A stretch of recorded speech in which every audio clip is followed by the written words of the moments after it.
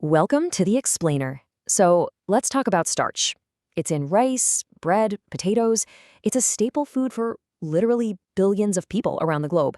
So why, all of a sudden, is a growing movement calling it toxic and a trigger for chronic disease?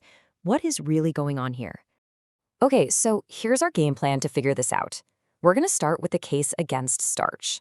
Then we'll uncover a major twist in the story, dive deep into the battleground in our gut, see what a starch-free life actually looks like, and finally, decide if it's time to rethink the rules.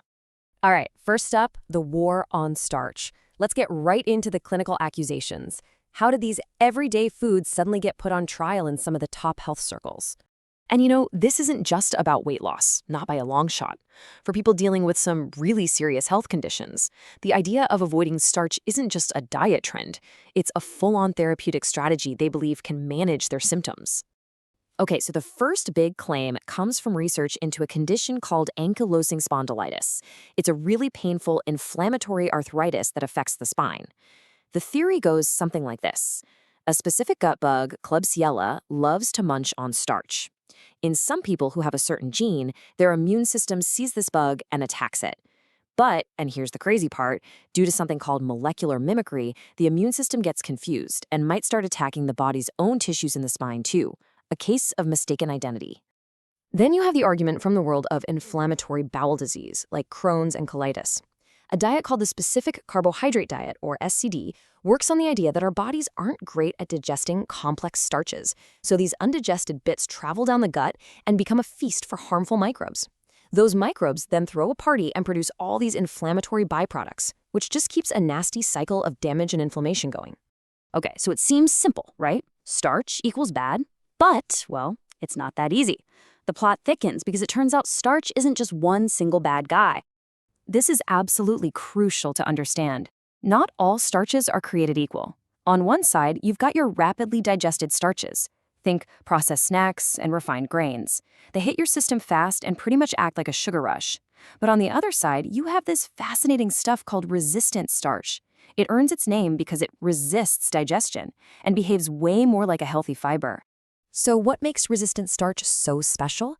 We'll check out its journey. Instead of getting broken down into sugar to feed you, it pulls off a great escape. It bypasses digestion in the stomach and small intestine, making this incredible trip all the way down to your large intestine completely untouched. And once it gets there, it becomes an all-you-can-eat buffet for your good gut bacteria. Which, of course, brings us to the main event, the real battleground happening inside all of us, our gut microbiome. It's all about fueling your inner army. So, when those good gut bacteria get their hands on resistant starch and fiber, they produce all sorts of helpful stuff. But there's one compound that is a total rock star: butyrate. You can think of butyrate as super fuel for your gut lining. It helps keep that barrier strong, and it has some serious anti-inflammatory powers, right where it counts. And this right here really shows you the problem we're facing today. A typical Western diet, which is pretty low in fiber and resistant starch, is basically starving the little guys that we need to produce this incredible stuff. On the flip side, a diet packed with these things fuels a non-stop factory for this crucial anti-inflammatory molecule. So you see the dilemma here, right? It's a massive catch-22. If you decide to cut out all starches to try and starve out harmful bacteria like Klebsiella, you might also be cutting off the food supply for your own defense team, the good bacteria that make protective butyrate. That's a huge trade-off. So keeping that tricky situation in mind, what does it really look like to go completely starch-free? Let's get real about it. And when we talk about diets like the SDCD, we're talking about something that is incredibly restrictive. We're not just talking about cutting back a little bit. We're talking about wiping out entire food groups. All grains, gone. Starchy veggies like potatoes, out.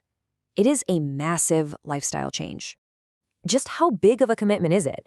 Get this, one study found people following the SCD spent on average 11 hours a week just preparing food. And it makes sense, right? When you eliminate basically all processed and ready-to-eat foods, you've got to make everything from scratch. And if that wasn't hard enough, you also have to become a kind of food detective.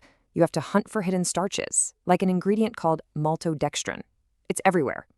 And the craziest part? Its glycemic index, how fast it spikes your blood sugar, is actually way higher than regular old table sugar. And then, of course, you have to think about the nutritional risks. What happens when you cut out entire food groups like whole grains and legumes? Well, you're also cutting out major sources of really important nutrients. You could run into deficiencies in B vitamins, key minerals like iron and magnesium, and, of course, fiber.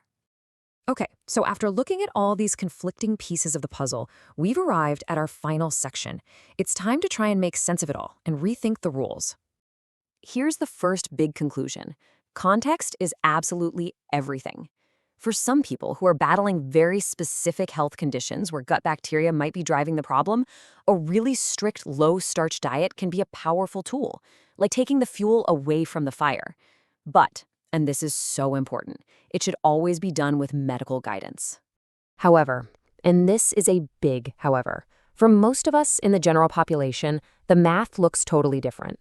The evidence really suggests that for the average person, the risks of cutting out all starch, nutrient gaps, losing that precious fiber, and potentially harming our good gut microbes could easily outweigh the benefits. So, what if we've been asking the completely wrong question this whole time? Instead of this black and white fight over whether starch is good or bad, maybe we need to change our focus. Maybe it's not about avoiding it completely, but about being smart and selective. The real question for your health might not be, should I avoid starch, but rather, which starches should I choose to fuel myself and the trillions of allies living inside me?